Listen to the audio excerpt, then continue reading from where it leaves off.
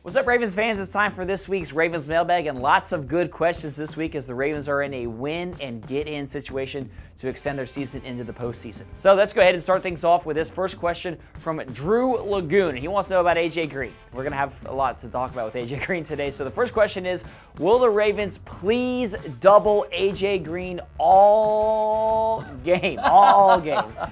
No, I don't think you're going to get your wish here, Drew Lagoon.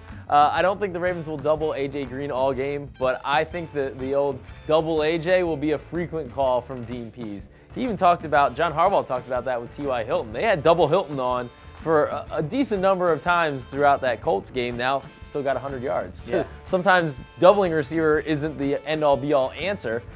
But I do think that the Ravens, they know the history with A.J. Green. They know that he's their best playmaker on offense. He can break a game open in a game that the Ravens should win. A.J. Green could be the difference maker for them because he can make that big play at any time. So I do think the Ravens will take extra precautionary steps to make sure he doesn't wreck the game for them. Well, let's stick on A.J. Green here for the next question. This one comes from Luke Woollyhand, and the question from him is, do you think the Ravens will have Marlon Humphrey follow A.J. Green all around the field? So this is the other option. Yeah. This is the other option, and I think this goes back to a couple weeks ago in that Antonio Brown game. There's so much conversation, and after that game, Dean Pease said that, you know what, I kind of wish that I would have had Marlon Humphrey shadow Antonio Brown's at points during that game. But going into that game, that was his first start, if you remember. Yep. And he wasn't prepared to follow him around. That wasn't something they had prepared for. The whole team wasn't prepared Correct. for it, not just Marlon. Yeah.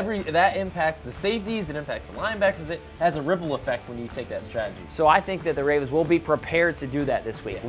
Whether or not they actually have Marlon follow him around the entire game, I don't think it's going to be the entire game. I'll just say that. I don't think they're going to say, Marlon, you're on AJ wherever he goes the entire game. Now, there may be a point, let's just say that Brandon Carr's having trouble with A.J. Green. Then maybe you go in the middle of the game, you go to that approach, or at times you go to that approach where you have Marlon follow him, and then you go from there. But I don't think it's going to be that plan the entire game. From the start, yeah. Right.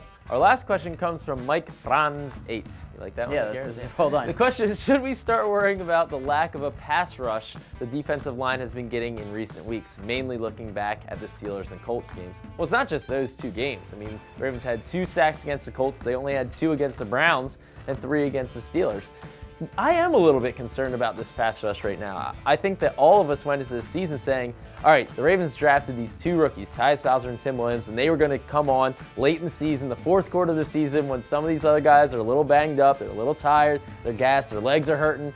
Those guys would kind of create that last punch. The Bowser got a sack in Pittsburgh, which is good to see, but we haven't seen them come on consistently, yeah. Right, as rookies, which is understandable. They're rookies. I get it. But I think we were all hoping that that would be happening by now. Now, the Ravens, the first time they met the Bengals in week 1, 5 sacks, 5 turnovers. It was just chaos on defense. I think they need to do that again this time. I think they do need to get pressure on Andy Dalton. They need to get him moving off his spot, and then they need to make the picks when they're available, which they didn't do also against the Colts. So I'm a little concerned. But I do think that they have the horses to get the job done. They just have to execute better because Dean Pease did everything. Yeah, he's dialed up some creative blitzes. He threw blitzes at him. He did 4-man pressures. He tried everything, and that's what concerned me about the Colts game, that they did everything and still only got 2 sacks.